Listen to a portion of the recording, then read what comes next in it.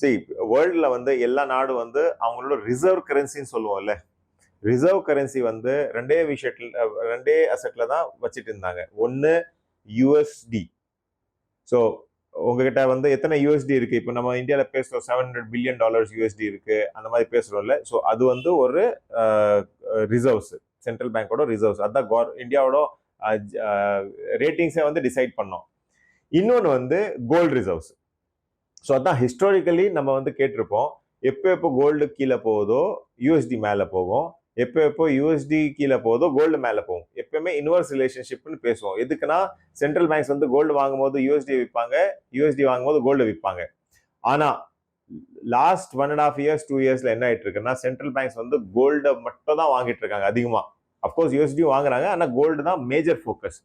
எதுக்குன்னா இந்த ரிசர்வ்ஸ் வந்து இவ்வளவு வரைக்கும் நான் சொன்ன மாதிரி கோல்டன் யூஎஸ்டில இருந்தது. ரஷ்யா வந்து யுக்ரைனை அட்டாக் பண்ணாங்க, right? So Russia also USD reserves வச்சிருந்தாங்க, ரைட்டா?